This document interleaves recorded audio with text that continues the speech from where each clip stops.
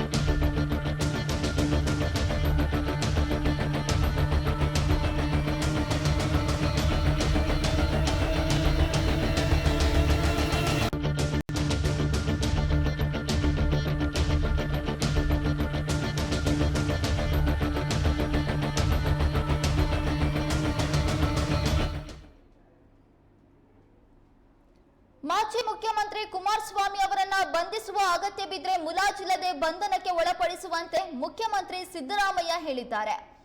ಆಲಮಟ್ಟಿಗೆ ಬಾಗಿನ ಅರ್ಪಿಸಲು ತೆರಳುವ ಮೊದಲು ಮಾತನಾಡಿದ ಸಿಎಂ, ಮಾಜಿ ಮುಖ್ಯಮಂತ್ರಿ ಕುಮಾರಸ್ವಾಮಿ ಅವರನ್ನ ಬಂಧಿಸುವ ಅಗತ್ಯ ಬಿದ್ದರೆ ಮುಲಾಜಿಲ್ಲದೆ ಬಂಧಿಸ್ತೇವೆ, ಆದ್ರೆ ಈಗ ಇನ್ನೂ ಬಂಧಿಸುವ ಸನ್ನಿವೇಶ ಬಂದಿಲ್ಲ ಅಂತ ಹೇಳಿದ್ರು. ಕುಮಾರಸ್ವಾಮಿ ಅವರು ಈಗಲೇ ಹೆದರಿದ್ದಾರೆ. ಅಕ್ರಮ ಗಣಿಗಾರಿಕೆ ಪ್ರಕರಣಕ್ಕೆ ಸಂಬಂಧಪಟ್ಟಂತೆ ರಾಜ್ಯಪಾಲರು ತನಿಖೆಗೆ ಅನುಮತಿ ನೀಡಬಹುದು ಎಂಬ ಭಯ ಅವರನ್ನ ಕಾಡ್ತಾ ಇದೆ. ಅವರ ವಿರುದ್ಧ ಲೋಕಾಯುಕ್ತ ಎಸ್ಐಟಿ ಅವರು ತನಿಖಾ ವರದಿಯನ್ನ ನೀಡಿ ಇದೀಗ ಅನುಮತಿಗಾಗಿ ಕೋರಿದ್ದು, ರಾಜ್ಯಪಾಲರಿಂದ ಯಾವುದೇ ಕ್ರಮವಾಗದ ಕಾರಣ ಎಸ್ಐಟಿ ಮತ್ತೊಮ್ಮೆ ಅರ್ಜಿ ಸಲ್ಲಿಸಿದೆ. ಮಾಜಿ ಮುಖ್ಯಮಂತ್ರಿ ಕುಮಾರಸ್ವಾಮಿ ಅವರ ಪ್ರಕರಣದಲ್ಲಿ ವಿಳಂಬ ಧೋರಣೆ ಅನುಸರಿಸ್ತಾ ಇರುವ ರಾಜ್ಯಪಾಲರು ನನ್ನ ವಿರುದ್ಧ ಮಾತ್ರ ಯಾವುದೇ ತನಿಖಾ ವರದಿಯನ್ನ ಆಧರಿಸದೆಯೇ ಪ್ರಾಸಿಕ್ಯೂಷನ್ಗೆ ಅನುಮತಿ ನೀಡಿದ್ದಾರೆ. ಇದು ತಾರತಮ್ಯವಲ್ಲದೆ ಮತ್ತೇನು ಅಂತ ಖಾರವಾಗಿ ಪ್ರಶ್ನಿಸಿದ್ರು.